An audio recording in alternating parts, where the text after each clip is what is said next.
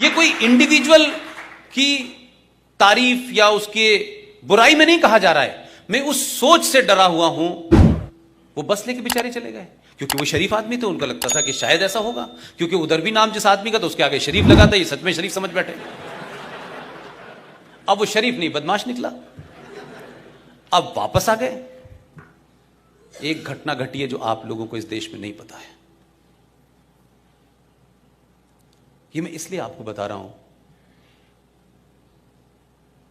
कि इस समाज को से सच बोलने की हिम्मत बहुत कम लोगों में है। इतने छोटे छोटे इंटरेस्ट हैं, जिस प्रोफेशन से मैं हूं उसमें भी बड़े छोटे छोटे इंटरेस्ट हैं। ये स्टोरी को छोड़ दो यार, इसको रख दो, इसको चढ़ा दो। एक बड़ी घटना हुई है, आपको याद होगा कारगिल वॉर हुई थी। कारगिल वॉर में आपकी इंटेलिजेंस ने दुनिया का सबसे बड़ा काम किया था। जो आदमी इंस्ट्रक्शन दे रहा था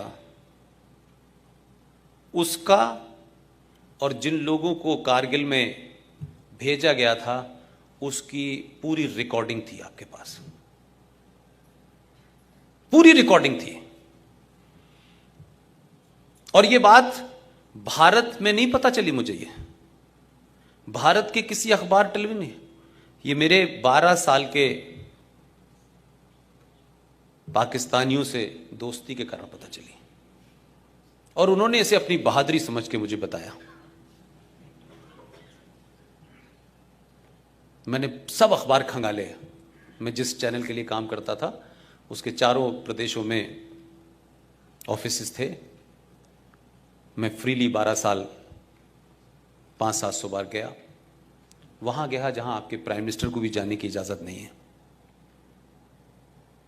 तब मुझे यह अफसोस होता है, क्या इतनी पुरानी सभ्यता के लोग, इतने पढ़े लिखे लोग, इतने महान परंपरा के लोग इस बौने से देश से आखिर क्यों हार रहे हैं। जो मुझे यहां के पता चलता है कि यार कितनी मूर्खता हम करते हैं यार। वो पूरी रिकॉर्डिंग, एक ट्रैक टू डिप्लोमेसी में एक साहब काम कर रहे थे और दोस्ती, तो उसने ये कह दिया कि साहब मुझे तो पता ही नहीं, तो आर्मी वालों ने कराया गड़बड़। नवाज शरीफ का ये स्टेटमेंट है और मैं इसको देखूंगा। 3 महीने बाद पाकिस्तान तो ये पागल हो गया कि ये रिकॉर्ड कैसे हुआ। उसने कुछ नहीं बोला। लगातार यहां यह होता रहा कि कौन लोग थे, हम उनकी इंक्वायरी करेंगे, कौन लोग थे इनकी इंक्वायरी करेंगे। ट्रैक टू डिप्लोमेसी में एक महान पत्रकार थे, वो भी सत्ता के नजदीक थे। उन्होंने बात की हमारे यहां के प्रधानमंत्री से कि हमें यह प्रूफ नवाज शरीफ को देना चाहिए, तो उस पर जरूर एक्शन होगा। बताइए, हमारे देश के प्रधानमंत्रियों की यह स्थिति है। आप यकीन नहीं मानेंगे, प्रधानमंत्री निवास में जनरल हेडक्वार्टर रावलपिंडी के अंदर उनके 7 बड़े अफसर हमारे एजेंट थे। 7 को मार दिया, 7 को मार दिया। खबर नहीं छपी पूरे पाकिस्तान में। 7 को एक ही दिन में, सबकी आवाज सुन के। वो समझ रहे थे कि ये आवाज सुन के उनको सजा देंगे। ये किया। हम ये तय ही नहीं कर पा रहे 70 साल में कि हमारी विदेश नीति क्या होगी। हम अपनी लाइकिंग डिसलाइकिंग पे देश चला रहे हैं। 2013 में पाकिस्तान में जनरल इलेक्शन था, तब मैं वहीं था। उस वक्त उस इलेक्शन की चर्चा कम थी पूरे पाकिस्तान में। पूरे देश भर में घूम के मैंने वो इलेक्शन कवर किया और इस बात की चर्चा ये थी क्योंकि मैं अकेला एक हिंदू था और भारत सरकार ने स्पेशल परमिशन दे रखी थी, जिसके कारण मेरा आना जाना ओपन था। वो इस बात से डरे हुए थे और इस बात की चिंता थी कि नरेंद्र मोदी बड़ा कट्टर है यार, अगर ये आ गया तो क्या होगा। उन्हें नवाज शरीफ के आने नहीं आने की चिंता नहीं थी, इसके आने की बहुत चिंता थी। बड़ा डिस्कशन होता था। तो जितना आप आम आदमी जानता उतना मैं भी नरेंद्र मोदी को जानता था। कोई मेरे पास स्पेशल इंफॉर्मेशन तो थी नहीं। एक ही सर्टिफिकेट था उनके पास, जो 2002 में इशू हुआ था। तो उसके कारण लोगों में एक भय था, यहां के लिबरल्स से ज्यादा उनमें भय था। और जो उसकी छवि थी कि ये भयानक चाणक्य का भी बाप है ये, और बहुत खतरनाक है। धीरे धीरे धीरे धीरे सरकार में आ गए, सब कुछ हो गया। आज भी एक जिसको कहते हैं ना सस्पेंस क्रिएट है। जब वो उतरे थे लाहौर में तब भी लोगों को लगा कोई कांड होने वाला है, तब भी घबराए हुए थे। चारों तरफ से उनको लगा कि कुछ खेल जरूर है इस आदमी का, ये पागल नहीं है जो उतर गया यहां पे। अब जो महत्वपूर्ण बात है वो ये है कि बीच बीच में उन्होंने टेस्ट किया आपको। तो मुझसे जो डिबेट वहां होती थी आपस में मेरी, क्योंकि लाहौर ज्यादा नजदीक है तो मेरा यहां से मैं शताब्दी से चला जाता था और वॉक डाउन करके उधर जाता था, तो मेरे लिए आसान होता था। तो मैं महीने में 4-5 बार जाता था। तो लाहौर प्रेस क्लब क्योंकि जरा ज्यादा वनरेबल है, और जैसे हमारे इधर के पंजाबी हैं, सुबह सुबह भी पूछेंगे खाना खाया, नाश्ते से जब आदमी चाय नहीं पीता तब भी पूछें खाना खाया। वैसी लाहौर में हालत है, सुबह सुबह पूछे खाना खाया। अरे भाई मैंने कहा सुबह सुबह नाश्ते की बात करो, तुम खाने की बात करते हो, और नाश्ता भी कराएंगे तो कहेंगे पाए खा लो सुबह ही सुबह। तो उनका भी टेम्परामेंट ऐसे ही है, खाने पीने में वो भी मस्त लोग हैं। लेकिन कमाल यह है कि एक डिस्कशन में उन्होंने मुझसे बात कही और वो बड़ी सच्ची बात थी। उन्होंने कहा कि नरेंद्र मोदी प्रधानमंत्री तो यार तुम्हारे यहां बन गया है, लेकिन नरेंद्र मोदी भारत के मुसलमानों के खिलाफ कुछ नहीं कर सकता। ये उस वक्त की बात है जब भारत के प्रधानमंत्री ने, जो पाकिस्तान से 2 पीस के कबूतर हमारे यहां रह रहे थे, अदनान सामी को और निकाह की हीरोइन सलमा आगा को हमारे देश की नागरिकता प्रदान की थी। तब उन्होंने एक बड़ी अच्छी बात कही और बड़ी लॉजिकल बात थी।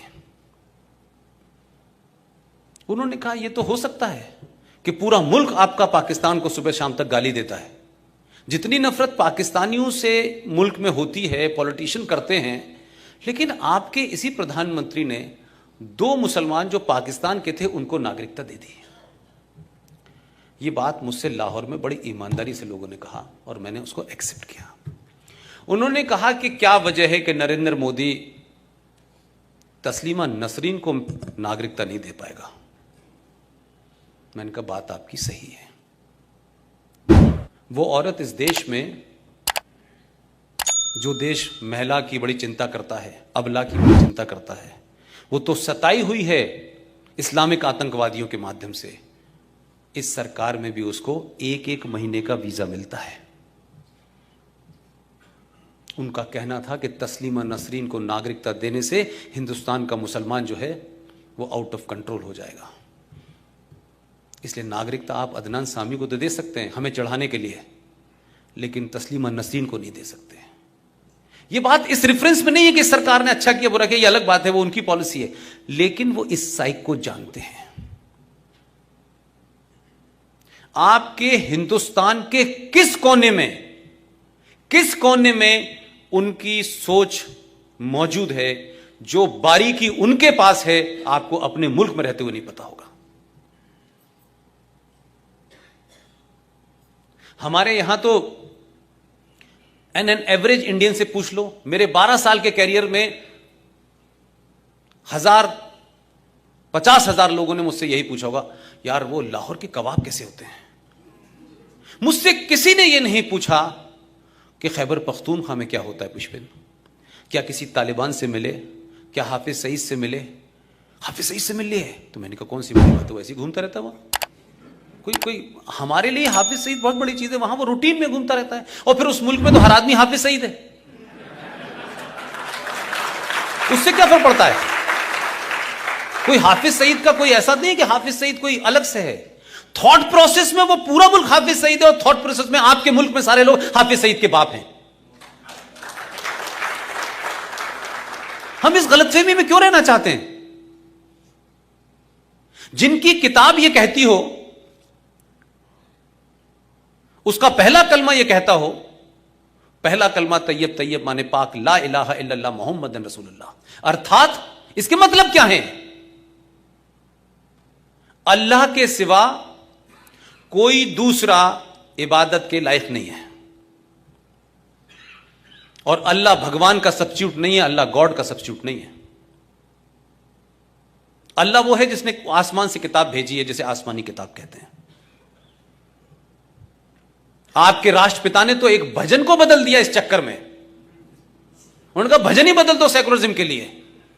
लेकिन वो इस मुल्क में जो यहां रह रहे हैं 90% कन्वर्टेड हैं, उन्होंने नुख्ता ऊपर से नीचे नहीं बदला। 30 आयतों में 34 बार जिहाद का जिक्र आया है। जिहाद किसके खिलाफ? जिहाद अकबर, जो बड़ा जिहाद। किस चीज का जिहाद? तो आप लोगों को क्या बताया जाता है? अरे भाई देखिए, ये जो है ना, बहुत सारे लोग ये गलत बताते हैं, जिहाद का मतलब ये नहीं है। तो जिहाद का क्या मतलब? जिहाद का मतलब है जो आपके अंदर इविल फोर्सेस है, उनके खिलाफ जिहाद लड़ना। तो बगदादी इविल फोर्सेस से लड़ रहा है, इविल फोर्सेस से लड़ रहा है वो। बगदादी को जस्टिफाई करेंगे अमेरिका को गाली देके। ये अमेरिकन ने जो हालात पैदा किए हैं उसकी वजह से रिएक्शन है। कश्मीर में बेरोजगार है, इसलिए रिएक्शन है। यानी हर आतंकवाद को लॉजिकली समझाने की आपको कोशिश करते हैं।